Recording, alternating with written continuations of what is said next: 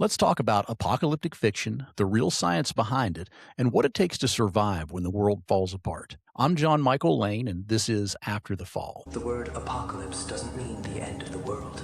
In the original Greek, it meant something very different. It meant a revelation.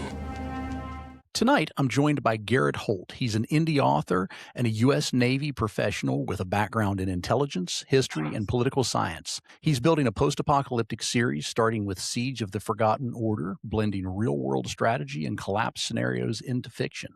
So, Garrett, it's a pleasure to have you on the show tonight. I've been looking forward to this. Give us the quick version. Who are you? What do you do? And how in the world did you start writing post apocalyptic fiction? Yeah, absolutely. Thanks for having me, John. Name's Garrett Holt, first-time author. I write post-apocalyptic military fiction with a mix of ancient relics and cosmic horror. For most of my life, I've actually really focused on reading nonfiction. I always studied, history, war, insurgency, counterinsurgency, all that kind of fun stuff. But about 2 years ago, I ran into a book, maybe at Goodwill or something. I can't remember the name of it, to save my life. But the post-apocalyptic book, it was really exciting. It's one of the first fiction books I've ever read, which is silly because full I am. But I loved it. And I was like halfway reading, I was like, you know what? I could write a book. I think this would be really cool. I've always wanted to write a book, and it was always, nonfiction. There's so much research and so much, fact checking and all that. So kind of brought me to where I am today. So I kind of took an interesting take on the apocalypse. My book kind of focuses on 20 years after the world actually kind of ended. And so it kind of, the world's kind of starting to slowly put itself back together, and kind of follows a special forces unit hunting, different religious fanatics. It's funny because my introduction to the genre was similar. I picked up a book. I was in a Minneapolis airport about 25 years ago, and I was just looking for something to read on the plane, and I picked up Stephen King's The Stand. And that's Okay. not a book that you just consume on the plane, right? That's this Yeah. enormous thing. And so that was my first real post-apocalyptic book. So that's kind of funny. That's the same way. I was just sort of looking for something to read, and it jumped out at me. So yeah, no, that's really cool.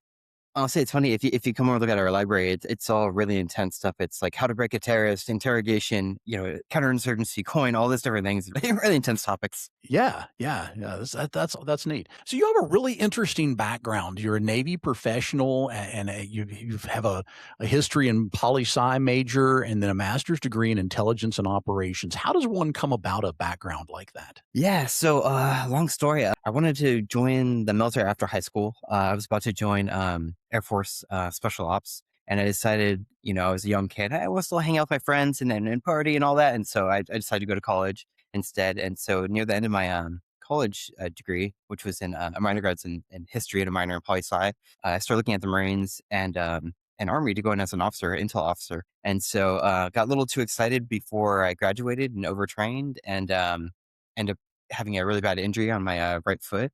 And so while that was recovering, I finished my undergrad, and I was like, well, I might as well do something. So I started my master's in strategic intelligence and operations. Unfortunately, the foot injury never recovered. And so just continued to go with my master's, graduated. And then I moved from Southern California. I moved to Washington, D.C. for a couple of years, hoping to break into the intel field as a civilian or contractor. And I was still waiting for my foot to recover, which unfortunately never actually did. And then a few years later, I actually ended up not staying there and coming back to my hometown in Southern California. Actually, so funny story. I was going to come back to California, and I was going to get my PhD in history and and teach history as a professor. And while I was applying to schools and all that, I was just applying to jobs. I needed something to pay the bills, and I just happened to apply to a defense contractor locally, and got an interview and started that. And I was like, hey, maybe my career is meant to be in defense, and it just kind of Yeah. went that way. And I've been back to California for about 11 years already. Yeah. Okay. Okay. Yeah, it goes quick, doesn't it? You look around one day and you're like, hey, I've been here for 11 years. Yeah, absolutely. Yeah. I'm always fascinated by how people come to the point that they are in life, because nobody ever seems to take a straight line. I don't know anybody. None of my friends, nobody I've ever known just said, you know what, I got out of school and I was going to do this and I took this in college and now I'm doing this. And it's funny. It Yeah. doesn't I, work that I mean, way. I had a plan. It was all documented and perfectly, but Yeah. just like any kind of plan, it falls apart first contact. So Yep. That's right. That's what Mike Tyson said. He said, everybody has a plan till they get punched in the face, right? Yeah, absolutely.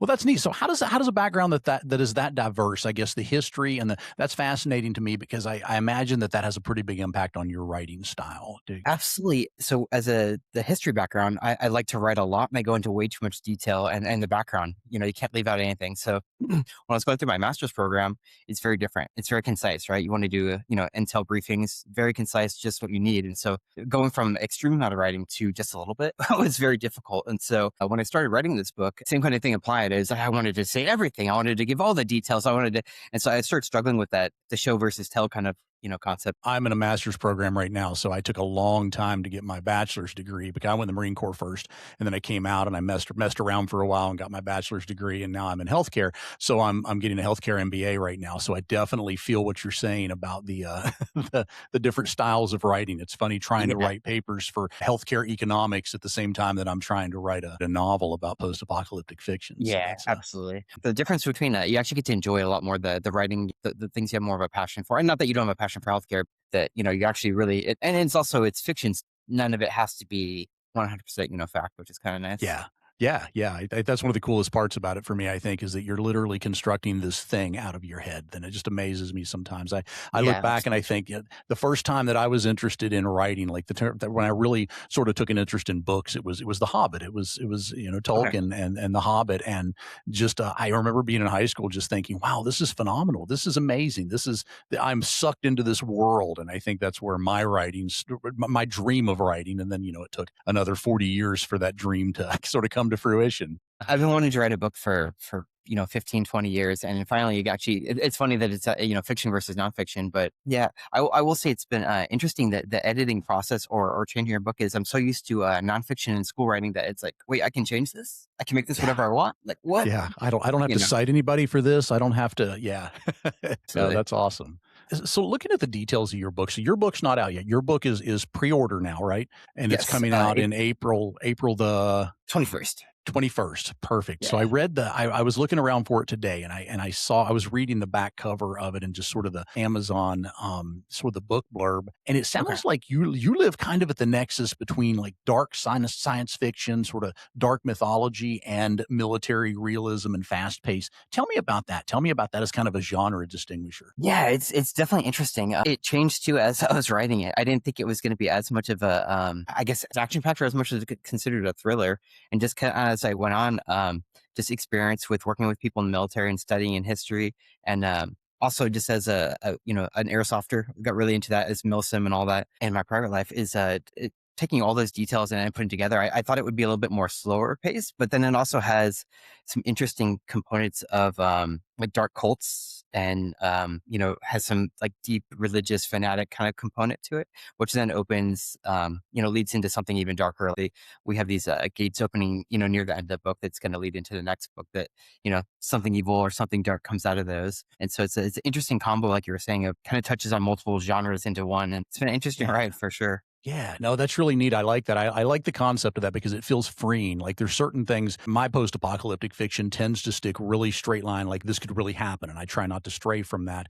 But I like the idea of what you're doing because I think it frees you up a little bit, right? It lets you be a little bit even more creative beyond the idea of just creating this post-apocalyptic world. You can create kind of this magic, this sort of science fiction piece too. So I think that's cool. Yeah, absolutely. And it's been interesting too because I have a lot of friends that are huge sci-fi nerds and military, so many different genres, but picking their brains and like, hey, this is what I got so far. What do you think? And then hey, did you think about this idea? I'm like, whoa, that is Yeah. like totally changed part of the course of the book or the main components of it. So Yeah, no, that's neat. Did you participate in any kind of writing groups while you were writing? Did you do that sort of thing? no, not really. I started like an Instagram account, probably first of anything. And that was probably like 2.5 years ago when I first started this whole thing. But it was really just kind of posting to get my name out there, really before, Yeah, started any social media. But I didn't really, I guess, participate in any of the writing groups until I got into like TikTok. And I yeah, started that back in May. But man, the support and the advice and, it's been amazing. Absolutely yeah. amazing. Yeah, it's incredible. I started out with a writing group, and then I didn't have time for it, honestly, between work and between trying to write, actually write, and between school and kids and everything else. It was a really cool experience for me because they would critique your work, and you have 7 other people that are looking at what you're doing and giving you feedback, and, some of it's good, some of it maybe not so much, but you also have to do that for 7 other people, so you find yourself reading 7 manuscripts Yeah, every other absolutely. week, and it was just a lot. I'm always I curious what other people's experiences are there. I will say the, like, the beta reading, and I kinda had, like, an early since this is my first go around, I kinda released ARC copies a little sooner than I probably should have. It was kind of in between maybe an ARC and a, beta, so I kinda had 2 waves of it. But, man, I didn't realize how much feedback and how much good stuff I'd get from those, so much. I had one gentleman that was, had spent, like, 20 years in the Navy as a corpsman, and, man, he must have spent 100 hours giving me advice, just writing. He probably gave me 1,000 comments on my book, and it was all constructive criticism. It was a little rough to read at first because it's your baby, right? You're like, Yeah, and but I will say after I got through 2 or 3 days of reading it, his comments I will say have improved the book, you know, 10 times more than everyone else's comments combined. It was just so worth it. It was just amazing. that's really cool. Is you're really lucky to have sort of somebody that'll dive that deep. You're right. When you get somebody that really is constructive and really can put that eye to your book, and I've had some folks that look over mine and give feedback, and you're like, wow, oh my gosh, how did you see that, and how did I not see that? That makes perfect Yeah, sense. And so, absolutely, yeah, and I obviously I've worked within the military. I have tons of friends. I've done milsim. I've done all these different things, but it's different when you're not not actually active duty. You don't experience combat. You don't know. I mean, yeah, movies are different than and shows, right? Probably vastly different, and even reading stories and books are different. So it was nice to have a few different veterans or active duty actually give input because they're like, hey, actually, like we don't use those terms in this yeah, situation, or like, hey, this actually didn't happen, or if they got wounded like that, they'd be dead. yeah, Like that kind of stuff. yeah. So it was really helpful. Yeah, that's neat. That's actually one of the feedback that I got on my book is that I was using too many military terms. Yeah, I was a Marine, and so some of the things that I talk about, some of the women that were reading it were like, "Man, I don't know, what does that mean?" I said, Yeah. Yep. you have to trust me that the target audience is probably going to get it, and I can maybe hit a middle ground where the people that aren't necessarily acclimatized to that kind of language will Yeah. hopefully Well, read it's hard along. too when you're so I'm not sure how you guys were on with active duty, but with acronyms, man, we with DoD and Navy, everything's Yeah, acronyms within yeah, acronyms, and so I had to really dial it back. I'm like, okay, I either have to explain it or say it in different ways, right? Because it's your average person may not recognize the different terms or yeah. whatnot. What has your experience been just being an author today? Like just the whole spectrum of it, writing the book and trying to do the marketing and trying to build an audience. Yeah, it's I will say it's been tough. When I first got into this, I was looking at different options of people like helping with the editing process or people helping with maybe even some of the like offering suggestions or up to even ghostwriting just because I wanted to see what was out there. And I decided really just I would rather do it all myself with some input from friends and family and all that. But it's definitely been a struggle. It's been probably about 2.5 years since I started from initial idea to getting it all on paper and about to publish. I will say that I thought writing it and getting on paper was the hardest part when I first did it. Absolutely not. That's easiest. It's the editing, man. I've gone through probably 6 solid months of just editing back and forth, back and forth, back and Yeah. forth. And you just get so sick of seeing it, right? By the time you've seen it 15 times, you're like, oh my word, I can't read this chapter again. And then you do Yeah. read it again and you're like, oh gosh, I missed something because I'm just tired of it. Or you took Yeah. a sentence or a phrase and you changed it, and then you end up changing it back to what you had originally, or back and forth. So that part's been more just time consuming and a little bit frustrating. But I would say the hardest part, and you probably experienced this too, is the marketing. Like a lot of us, don't want to spend or don't have the money to spend on marketing because it's expensive as as an indie author, first time author, and so we do goofy shit on Yeah. TikTok or Instagram or whatever we have to do. Or I had a video earlier this week because my cat he randomly just snuck over and started drinking water out of my cup, just shoved his whole head in. I was like, my wife's like, "B-roll, you got to take that Yep. one." B roll. I got to get this. Get the camera out. Yeah, actually, Yeah. earlier today I was on a walk at lunch, and I happened to be teleworking today, and there was a Chinook flying over, and I was like, "Oh, got to get that!" So I got a nice nice shot of a Chinook flying over. Yeah. But yeah, I would say the marketing has actually probably been the more difficult part because it's hard to get out there. It's hard to even just get followers. So each time I get a follower, it's almost like that dopamine hit. I'm like, "Oh my gosh, another follower!" And it's like, "Oh, thank you for trying," whatnot. But Yeah, no, it's crazy. It is. It is. It's like you're screaming into the void, right? It's like you're just standing at this edge of this huge cliff and screaming, and nobody's listening. It's so hard to get people to and pay attention. it's a cliff with like hundreds of people doing the same thing, right? And Yeah, so everyone's yeah, trying to get some kind of attention or some kind of appeal or make themselves unique, and it's so hard with yeah. so many people out there. Yeah, it absolutely is. It's that's one of the reasons, frankly, to be honest, it's one of the reasons I started this podcast because I wanted another outlet, and I think that I think hopefully this is helpful to other authors that we can come together and provide value for people that are out there thinking about writing a book. Is when you start out, as you know, like you mentioned, you think that just getting the words on page is the big deal, and then you do that, and you're like, oh, I have my first draft at the end, and the work is just starting. Like you're at Yeah. the very beginning of it. You have no idea the first time you go through that. So. Once I saw you put that first post up, it's like, hey, would you guys be interested in? And I was like, absolutely. That is such a great idea. Not even Yeah. just for the marketing, but just like it'd be cool to participate and get to know more people out there. And it's a cool Yeah. genre. There's so many like it's limitless with what you can talk about with post apocalyptic kind of worlds. It is. It really is. It's funny because it's a really wide continuum, right? You have the guys that are writing this kind of first person, I got out of my car and saw the bomb explode kind of, point of view, just real Mhm. gritty. I'm in the middle of it kind of a fiction, like the folks like the Angry American and Franklin Horton are writing that real person stuff. And then you've got people like, Pete Heller that's writing the Dog Stars on the other end of the continuum, and, Cormac McCarthy writing The Road. So everything in between there is some version of that. You've got everything in between in it, and it's all good stuff, but it's all very, very different. So you're right. It's Yeah. a very wide, interesting genre. Yeah, absolutely. Even just going through TikTok and just trying to, see what's out there. That yeah, like you're saying, there's so many. There's almost like there's romantic side, there's thriller, there's a mystic, there's a cosmic horror. I mean, there's so many, so many different aspects to it. Yeah, it's absolutely. I have to be careful sometimes because I will go too deep with it. Like I like the history side of things too, and so I've done a couple of pieces on just the history of the word apocalypse and where it comes from and what it originally meant and it originally meant sort of a revelation or an Yeah, unveiling of yeah. something and how it sort of morphed over the years. I read a good book recently by Lizzie Wade. It's a nonfiction book and it's called Apocalypse. I can't remember the subtitle, but it's really essentially it's about the idea that apocalypses have happened all through history and that they were just localized events, but the people that experienced them were localized people. They didn't have any concept of the other side of the earth. So it was Yeah, an very apocalypse to them. And I just thought that was a really neat concept. It's cool. Yeah. Well, tell me about what do you enjoy most about your writing? Do you enjoy the storytelling or do you enjoy the world building more? That's a great question. I was just thinking about that. So when I first started putting notes together, it literally started with just on my phone shooting myself emails, and I was like, "Hey, this is a cool idea." And then I end up with like 50 emails, start putting them in a Word document, and then I kind of created like a source document. To be honest, I probably worked on it for like maybe 6 months, 9 months before I even put actually words on any kind of draft or outline. And it was just like, hey, what's my like big picture? Like, how many books is this going to be? What kind of world is it? What kind of factions? So I even got down to the nitty gritty, which it hasn't really helped in some of the writing of the book, but even to the factions of like, what kind of military do they have? Do they have like a strong Navy? Do they have strong Air Force?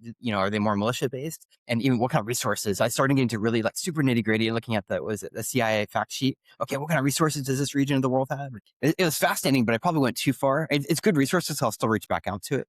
But the world building was really fun, I will say. I don't know, it's kind of a mix, I guess, between that and the story building because some of it's fun. Some of this the story was people were coming alive as I was typing it. It's so bizarre to me because again, I'm so Yeah. used to nonfiction. It's like, hey, this person, started writing. I'm like, oh, I guess that is him. I guess that's what he looks like. Okay, cool. So moving on with that, or oh, okay, this is this person's now a female, or this or whatever. Like it's. Uh, Yeah. Yeah, because it's almost like you have to give yourself permission to, you think somebody and then you think, well, I can create this guy. If I want this extra guy here, I can do anything I want. It's my world and I can add people as I go. So that's neat. Yeah, actually, I will say that's one of the feedback I got was I had too many named characters. And so, I probably had like 30 something. I had to scale back. So I either like just completely took them out completely, or I just kind of referenced them here or there, or just had such a small part later on in the book, or they'll be in the, maybe the sequel. It Yeah. was so hard to set some of the characters. And I was like, but they have so much value. Yeah. Do you keep a character sheet? Like, do you have some kind of like an Excel spreadsheet or something that you do to keep track of all Yeah, of so them? actually part of my like source document is I'll have each character have like their ranks, their names, their descriptions, any details I have about them. And then when I was actually writing each chapter to keep it straight, back then I had so many more named characters. Is I literally had like at the bottom of each Word document for each chapter is I had a list of the characters that were in it because like it got to be Right. so much. I'm like, man, there's like 14 characters in this chapter. Like I was trying to keep, or Yeah. who is actually in this and who's not in this, or who's wounded, who's not, to kind of keep Yeah. that, keep myself sane. That's something I learned going into my second book. I tried to be a lot more disciplined about how I kept track of that sort of thing because in the first book I had exactly the same experience. I would get to a point and I'm like, "Well, what did this guy do? What was his rank?" And yeah, and then I have to go back and figure it out. So, yeah, no, that's Yeah, cool. That's and for some reason, I don't know why, but I chose for several of the female characters that are in, the main special ops team, I chose names that could be the male or female, so just to add more confusion to readers. And so I did change a little bit of that, but I really like the name, so it's hard to change, or some of them I kept, but yeah. Yeah, no, that's that. Picking names is a hard thing for me sometimes because I always feel like I'm picking generic names. I always feel like I'm picking something and I'm like, nah, I don't know, that doesn't fit. And then I'll go look through magazines or books and try and find something and nothing feels right. Yeah. And then after I leave it for a while, after I write it and if I have, sometimes I'll come back and change it. But names is definitely a sticking point for me. Yeah, I think, I think mostly I just took out more characters. I don't know if I changed anyone. I might have changed one name, but yeah, it was so hard to because you're so deep into it, you're like, no, that's that person's name. Like, how could I ever Yeah. change that? Yeah. Yeah, that's what I know him by. Yeah, Yeah. absolutely. No, that's cool. Well, there's a lot going on in the world right now, just in terms of geopolitics and just emerging threats across the world. Wow, we could name them all night. How does that play into your perception of this sort of thing, and how does that play into your writing? Yeah, absolutely. I mean, keeping politics out of it. Man, we are in some interesting times. I mean, I watch a lot of podcasts on defense and military, and one of them I love is Ukraine the Latest. I don't know if you ever. It's a British channel, but they dive every day into what's going on in Ukraine. But it does feel like we're building up to multiple major and small conflicts that are starting to kind of bleed together. And so it kind of feels like the pre-war years, the 1930s of prior to World War II. And so you've got the Eastern conflict with Russia, Europe, and Ukraine, and then you have potential of the Pacific with China and allies on both sides, and then you have the Middle East. And now we're starting to see, especially with these strikes on Iran, is they're kind of bleeding together, right? The factions are kind of lining up with each other, and so it's interesting times. And it's kind of fun when I'm doing different social media posts or writing. I'm like, man, my writing's not that far off from what's actually happening in the world. It's a little scary, right? It is. It is scary. I have a friend that's reading my book right now, and he pinged me the other day on text, and he said, "Dude," he said, "I'm listening. I'm reading your book about the end of the world." And he said, "I'm looking up, and we're bombing Iran he was getting his tires changed, and he said the TV over my head. They're bombing Iran, and he's like, man, it's a little freaky." I said, "Yeah, it really is. It's I mean, no matter what politics side you're on, when it comes to the geopolitical side of it, like it doesn't matter what party you believe in. It's what's going on in the world and how it impacts just the closure of Strait of Hormuz. I mean, 20% of the potential fuel, and then natural gas from the other Arab states. It's amazing how much that has a ripple effect throughout the globe and so many different. I didn't realize or had forgotten how much necessary that is to like fertilizers, because they're talking about like, okay, well, gas shortages and fuel shortages then lead into fertilizer shortages, which then lead into famine. So the global south or the third world nations of Africa and others are going to probably go through a famine in the next 6 months or a year because they're not going to have enough fuel and fertilizers to actually produce enough food. So it's interesting. You'll see like chain effects, but it may not happen for 6 months or a year or so. Yeah, no, that sort of thing's crazy to me. It's our complete reliance. I've read a couple of nonfiction books recently that go into that kind of thing that talk just the global supply chains and just the global dependencies that we have and how one little domino can just really disrupt everything down the line. So that's cool Yeah, stuff. It's especially scary. too with like microchips and with rare earth metals. I mean, everything now revolves around that, right?